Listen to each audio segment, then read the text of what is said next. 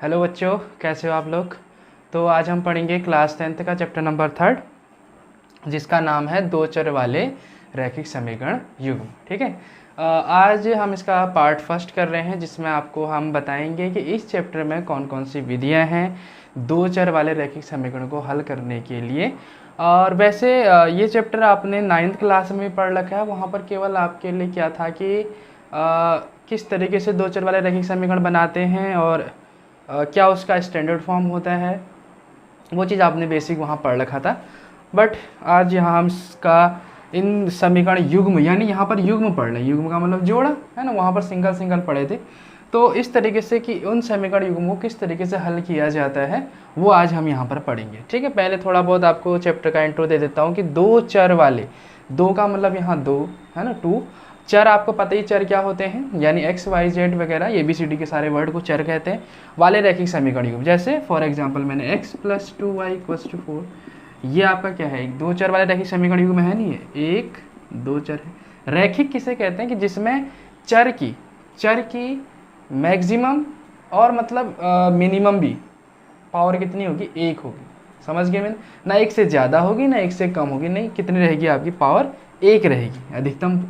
यानी पावर कितनी होगी, एक, यानी एक से ना ज़्यादा ना एक से कम, पावर कितनी रहेगी उसकी, एक रहेगी। ठीक है। तो इस प्रकार के रैखिक समीकरण युग्म को हम क्या कहते हैं, दो चर वाले रैखिक समीकरण युग्म। तो स्टार्ट करते हैं कि इनको किस तरीके से हल किया जाता है ना। इसमें युग्म लिए जाएंगे आपके, समझ गए मेरी बात। युग्म का मतलब जोड़ा, एक इस टाइप का एक और इक्वेशन ली जाएगी, उनको सॉल्व करके हम एक्स वाई का मान निकालेंगे। तो दो चर वाले रैखिक समीकरण युग्म को हल करने की विधियां होती चार। कितनी होती हैं आपके लिए, चार। एक होता है आपका ग्राफीय विधि, विलोपन विधि, प्रतिस्थापन विधि और वज्र गुणन विधि। ठीक है। अब देखो जरा, ये जो ग्राफीय विधि है इसके लिए मैं अलग सा एक वीडियो लेक्चर बना दूंगा। ठीक है। ये थोड़ा सा आपको मैं और ज़्यादा डिफाइन करके बताऊंगा। बाकी आज हम ये पढ़ेंगे चार, ये स्टार्टिंग लास्ट के तीन विधियां। कौन कौन से, विलोपन विधि, प्रतिस्थापन विधि और वज्र गुणन विधि। ठीक है। तो आज स्टार्ट करते हैं सबसे पहले विलोपन विधि से, कि किस तरीके से हम किसी भी क्वेश्चन को विलोपन विधि से सॉल्व कर सकते हैं रैखिक समीकरण वाले। ठीक है। तो अब हम एक एग्जाम्पल लेके चलते हैं। तो विलोपन से आप समझ सकते हो, यानी किसी भी पद का विलोप करना, यानी उसको हटाना। ठीक है। तो जैसे मैंने एक क्वेश्चन लिया है, फॉर एग्जांपल x + y = मैंने लिया 4 और x - y = लिया चलो 8 ले लेते हैं, कोई दिक्कत। देखो ये बहुत ही आसान सा क्वेश्चन ले रखा है मैंने, ध्यान से समझेंगे। देखो यहाँ पर एक युग्म आपका x + y = 4 और x - y = 4, यानी एक युग्म दे रखा है, यानी जोड़े दे रखे हैं दो रैखिक समीकरणों के। अब इनको सॉल्व करना है। देखो सॉल्व करना कौन सी विधि से, हम कौन सी विधि से सॉल्व कर रहे हैं, हम विलोपन विधि से। ठीक है। तो विलोपन विधि से कैसे सॉल्व करेंगे, किसी भी एक पद का विलोप करेंगे, या तो x का या तो y का। देखो विलोप करने के लिए दोनों मतलब हटाने हैं मेरे को, हटाने के लिए दोनों इक्वल होने चाहिए, प्लस दोनों के साइन अलग अलग होने चाहिए, एक प्लस का एक माइनस का होना चाहिए। तो ये चीज़ यहाँ पर है, नहीं होता तो वो करते भी, इसके बाद एक क्वेश्चन और दूंगा मैं। तो देखो यहाँ से प्लस ये माइनस है, तो इन दोनों को अगर मैं जोड़ दूँ तो ये कट जाएंगे।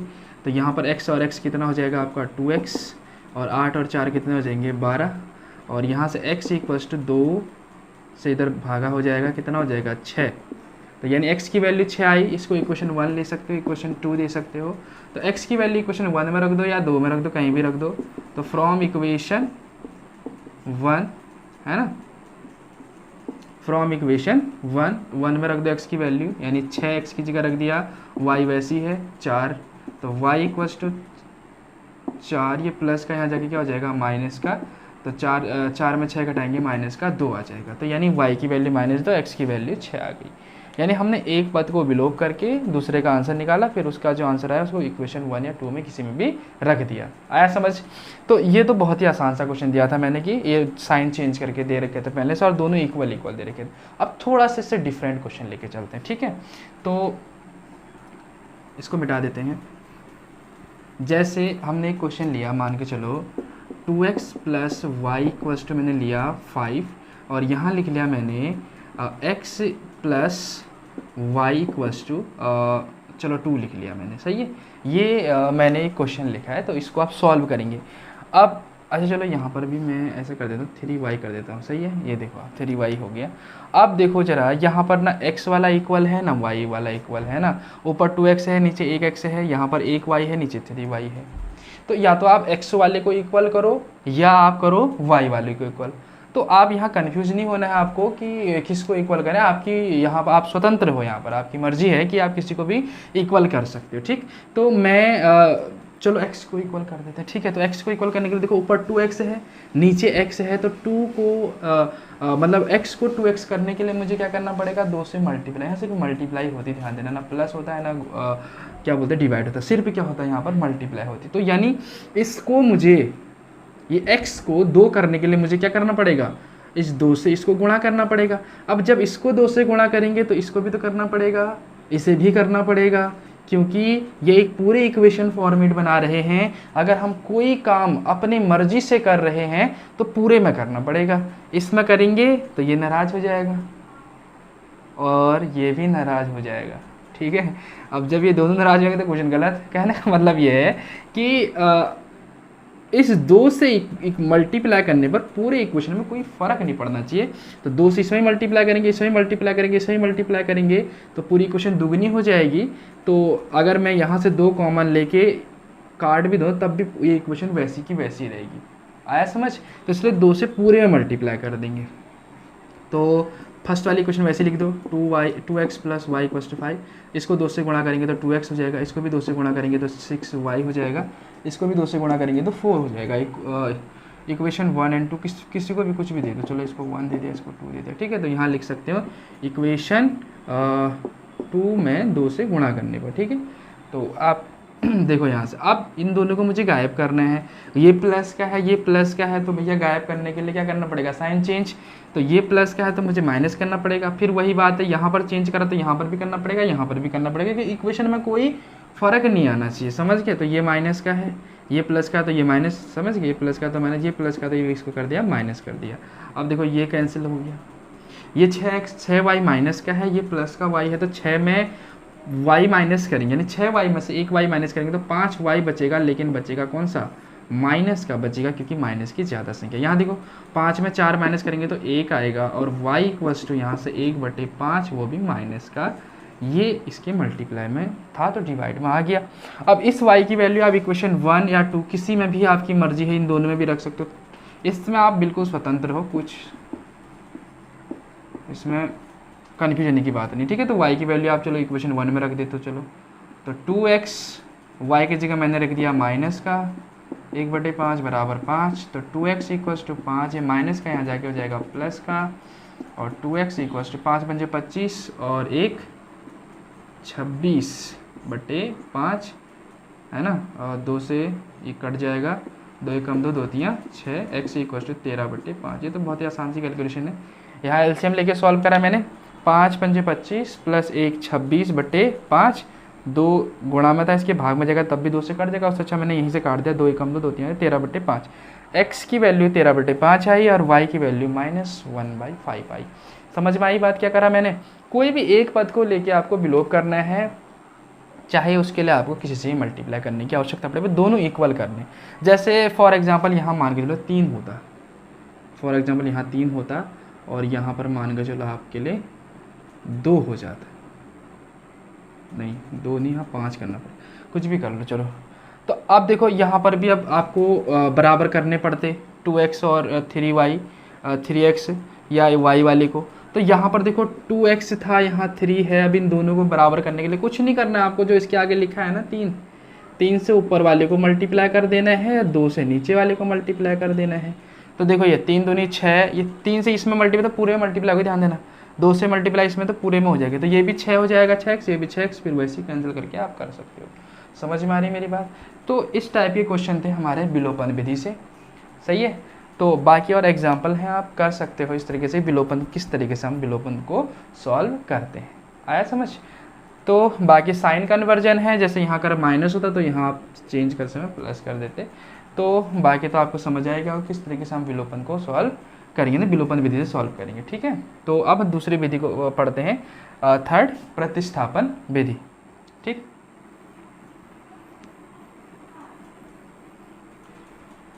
ओके देखो आंसर तीनों विधियों से यानी चारों विधियों से सेम आते हैं, लेकिन तरीके अलग अलग है करने के। अब हम बात करते हैं थर्ड, प्रतिस्थापन विधि। देखो प्रतिस्थापन विधि के लिए एक इक्वेशन लेके चलते हैं। जैसे मैंने, चलो फर्स्ट वाला इक्वेशन लेते हैं, y plus x plus y बराबर 3 ले लेते हैं, और एक्स माइनस वाई बराबर मैंने लिख दिया 10, है ना। 10 तो 13 ले लेते हैं, ज़्यादा चलेगा, है ना। तो वैसे कुछ भी ले सकते हो, मैं बट्टी के हिसाब से कर रहा था, ठीक है। तो अब देखो यहाँ से विलोपन से भी हो जाएगा। अब विलोपन तो हमने सीख लिया, विलोपन होता तो इसको काट देते, इससे प्लस माइनस पहले से ही था। वैसे यहाँ पर भी चेंज कर सकते थे, लेकिन अब विलोपन की बारी नहीं है, अब हम प्रतिस्थापन से कर रहे हैं। तो इक्वेशन 1 और इक्वेशन 2 देना पड़ेगा। तो कोई भी इक्वेशन ले लो जहाँ से एक की वैल्यू निकालनी है आपको, या तो एक्स की या तो वाई की। चलो मैंने फ्रॉम इक्वेशन 1 कर दिया, फ्रॉम इक्वेशन 1, फ्रॉम इक्वेशन 1 से एक्स प्लस वाई बराबर दे रखा है 3, यहाँ से एक की वैल्यू किसी की भी है तो एक्स की वैल्यू निकाल दो, 3 माइनस वाई हो जाएगा। इसको समीकरण नंबर 3। समझ में आ रही बात? x की वैल्यू निकाल दी यानी y इधर पहुंचा दिया। अब क्या करना है कि जैसे हमने इक्वेशन 1 से x की वैल्यू निकाली है, तो इसको इक्वेशन 2 में रख देना है, ठीक है, x की जगह पर।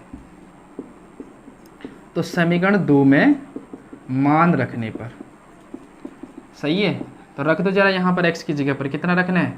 3 माइनस वाई, फिर माइनस का y है बराबर 13 है। इधर देखो जरा 3 ऐसी देखो, चलो लिख देते हैं फिर, माइनस माइनस हो जाएगा प्लस, y और y कितना हो जाएगा आपका 2y और 13, 3 यहाँ जाके क्या हो जाएगा माइनस का, तो माइनस का 2y इक्वल्स टू 13, ये प्लस का जगह हो जाएगा माइनस का 2y इक्वल्स टू 10, और y इक्वल्स टू 10 बट्टे माइनस का 2, 2 से ये कट गया, यानी y की वैल्यू माइनस का 5 आई। y आपका -5 आया, तो x की वैल्यू आप यहाँ रख दो, मतलब y की वैल्यू या कोई भी इक्वेशन रख दो, यहाँ रखोगे तो डायरेक्ट निकल जाएगा आपको, क्योंकि y यहाँ पर x के फॉर्म में दे रखा है। तो समीकरण 3 से तो क्या आएगा, x इक्वल्स टू 3, y की वैल्यू माइनस का 5, देखो एक माइनस पहले से, y की वैल्यू माइनस रखोगे तो माइनस माइनस क्या हो जाएगा आपका प्लस, तो ये आ गई 8। आया समझ? तो इस तरीके से हमने ये प्रतिस्थापन विधि से करा। एक और क्वेश्चन लेते हैं इसी टाइप का, समझ आए? बस एक से आपको किसी x या y की वैल्यू निकाल के दूसरे इक्वेशन में रख देनी है, उसके बाद सॉल्व करके आंसर आ जाना, ठीक है। चलो एक और करते हैं।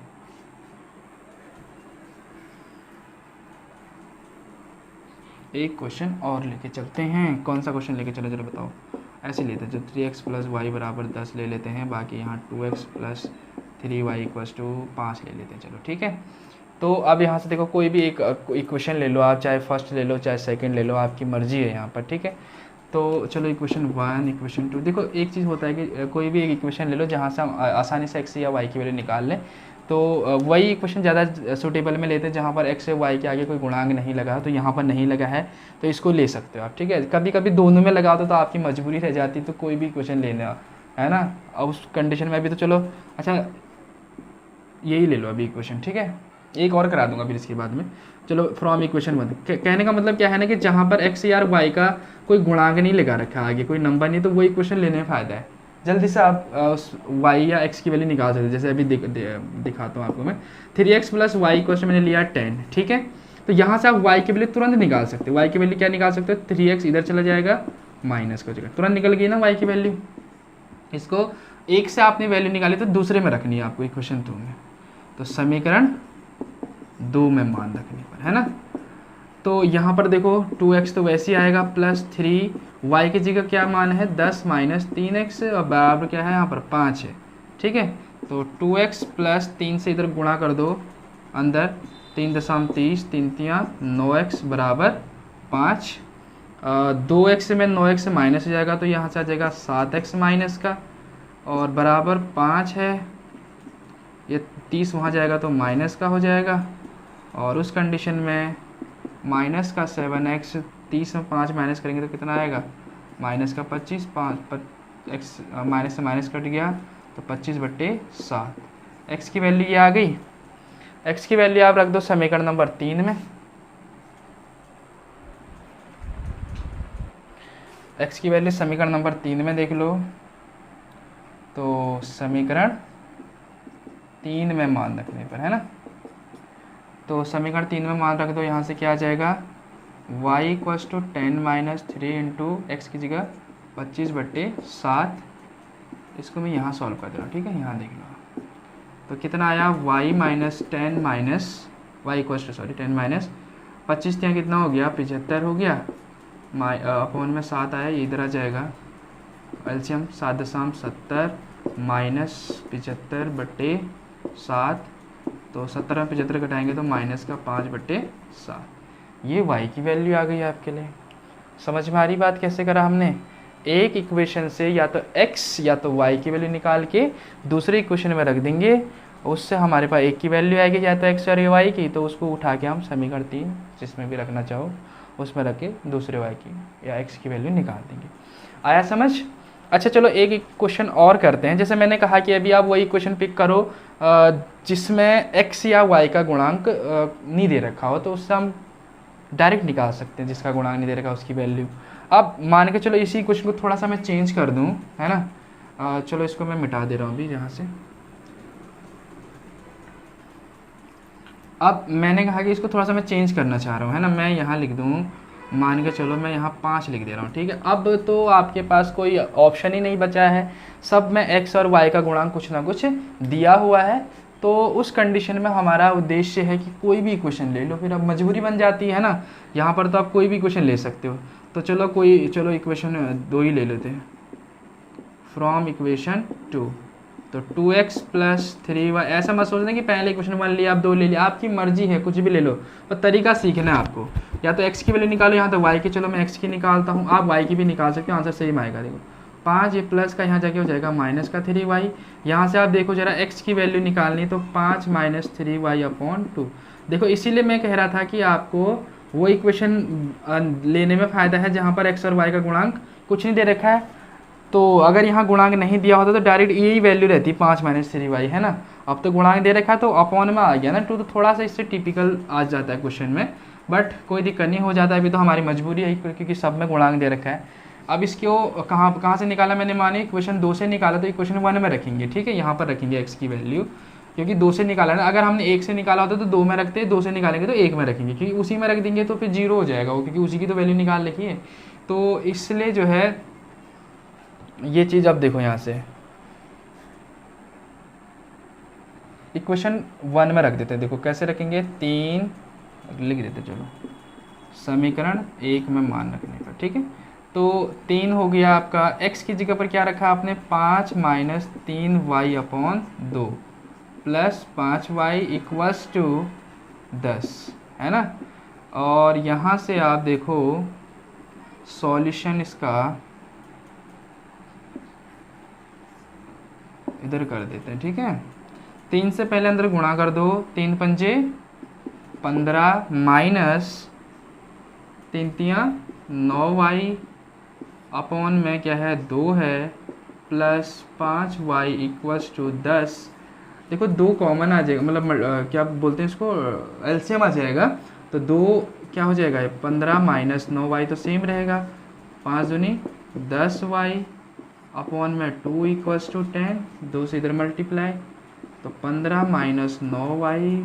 अच्छा एक काम करो, ये देखो 9y plus 10y, minus plus minus तो प्लस का y हो जाएगा, एक y तो बचेगा, और 2 दशम आ जाएगा 20। ये समझ आया, मैंने एलसीएम लिया भाई, इसका 1 ले लिया, तो बाकी 2 एकम 2 हुआ, इसकी मल्टीप्लाई इसके साथ यही आएगा, इसकी मल्टीप्लाई इसके साथ आया, सही है। ये तो आप कर चुके हो पहले से एलसीएम वाला, तो अब बाकी समझ तो आएगी आपको। तो y इक्वल्स टू 20, ये प्लस का यहाँ जाके हो जाएगा माइनस का, तो y इक्वल्स टू आ जाएगा आपका 5, सही है। y की वैल्यू क्या आ गई आपके लिए, 5 आ गई। अब इसकी वैल्यू उठा के रख दो आप समीकरण नंबर 3 में, तो समीकरण 3, अब आपकी मर्जी, हाँ वैसे ज़रूरी नहीं कि आप 3 में रखो, आप 1 में रख दो, 2 में रख दो, कोई दिक्कत नहीं, ठीक है। इस चीज़ को आप वो मत समझने कि 3 में ही रखना है, 3 में इसलिए रखना कि तुरंत निकल जाएगा x की वैल्यू, है ना। अब बाकी आप इसमें रखो, फिर आपको वही कैलकुलेट करना पड़ेगा, बट आंसर सेम आने वाला है, ऐसा कोई वो नहीं। तो x इक्वल्स टू कितना आ जाएगा, 5 माइनस 3 गुणा y की वैल्यू कितनी है 5 अपॉन 2, समझ में आया। 5 माइनस 3 गुणा y की वैल्यू 5 रख दी, बट्टे में जो 2 था वो वैसे ही रख दिया, है ना। तो x इक्वल्स देखो 5 दिया 15 हुआ, तो 5 माइनस 15 बटे 2, तो x इक्वल्स टू आया 15 में 5 घटाएंगे तो माइनस का 10 बटे 2, यानी माइनस का 5। तो इस तरीके से हमने प्रतिस्थापन से भी सॉल्यूशन कर दिया रैखिक समीकरण युग्म का, ठीक है। आपको समझ में आ रहा है किस तरीके से करा? देखो ध्यान से समझना है, कॉन्सेप्ट समझना है, स्टेप समझना है किस तरीके से हो रहा है ये क्वेश्चन, ठीक है। विलोपन में आपको पता ही, नाम से ही पता लग रहा है कि विलुप्त हो रही चीज़ है, यानी एक स्टेप आपको विलोप कर रहे हैं, चाहे एक्स का कर लो चाहे वाई का कर लो, ठीक। तो और इसमें प्रतिस्थापन में प्रतिस्थापित करना है, यानी एक स्थान से दूसरे स्थान में उसको स्थापित कर देना, यानी आपने x की वैल्यू ऊपर से उठा के नीचे पटक दी और नीचे से निकाल के ऊपर रख दी, मतलब प्रतिस्थापित तो कर दिया ना, यानी उसका स्थान चेंज कर दिया। तो वही तो है भी प्रतिस्थापन विधि, बात वही पढ़नी है, समझ गए मेरी बात? ओके, तो अब हाँ लास्ट विधि पढ़ते हैं, वज्र गुणन विधि, ठीक है।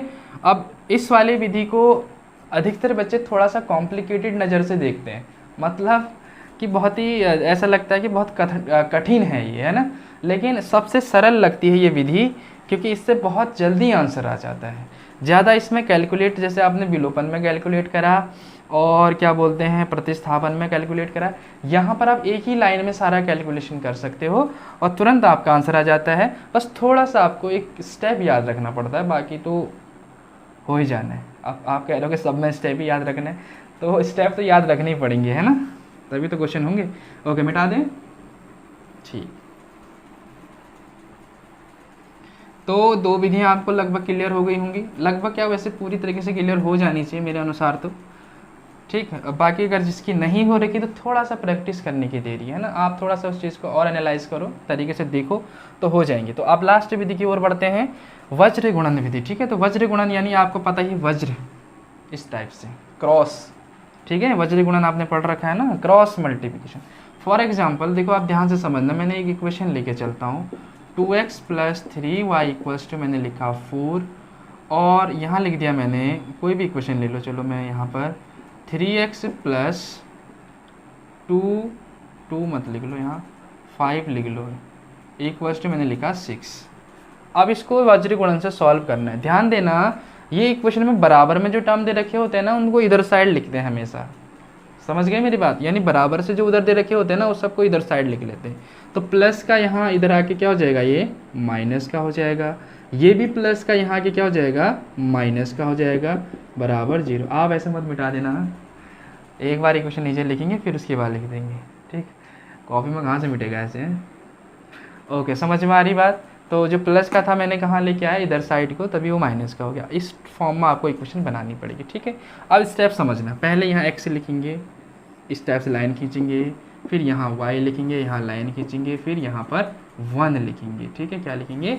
1 लिखेंगे, सही है। अब ध्यान से समझना, मुझे सबसे पहले x के नीचे टर्म लिखना है, तो ध्यान से देखो, इस x को गायब कर दो, समझ में आ रही बात? इस x से क्या कर दो, गायब। फिर y का जो आगे गुणांक है यानी कोफिशिएंट है, इसकी गुणा इसके साथ विद साइन, 3 प्लस क्या है ये माइनस का, 3 गुणा -6 ऐसे लिख देंगे, 3 गुणा माइनस, अभी तो लिख रहा हूँ, बाद में डायरेक्ट गुणा करके भी लिख सकते हो आप, 6 3 18 माइनस का। फिर जैसे 3 गुणा -6 कर दिया तो बीच में हमेशा माइनस का साइन आता है, देखो ये स्टेप गायब भी रखना है अभी।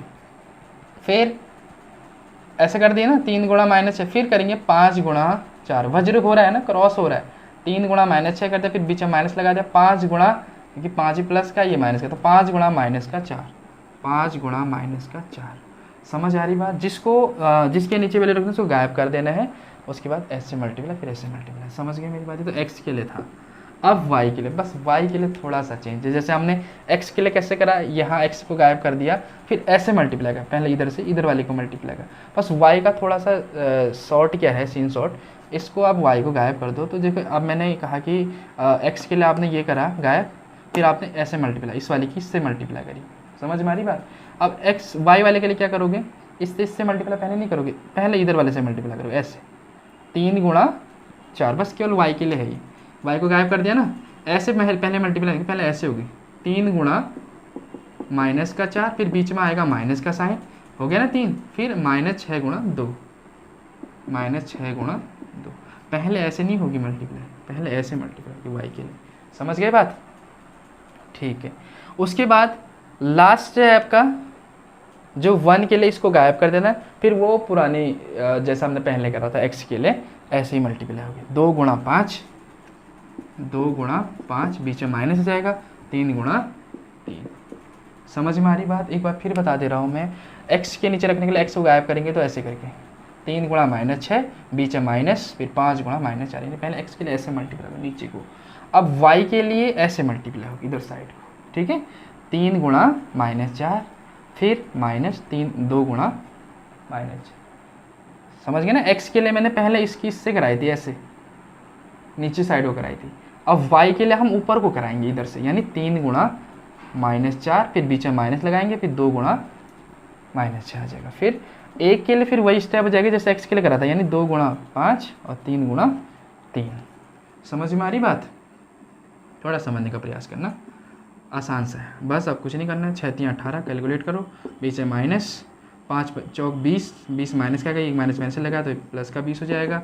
और यहाँ पर y अपॉन, ये चीज़ समझ में आ गया तो फिर आपको समझ आ ही जाना है पूरी तरीके से। 4 3 हो जाएगा माइनस का 12, तो माइनस 6 दूनी 12 भी, ये माइनस प्लस हो जाएगा आपका माइनस, समझ गए मेरे, प्लस माइनस प्लस हो जाएगा 6 दूनी 12। और यहाँ पर आप देख रहे हो कितना आएगा ये 1 अपॉन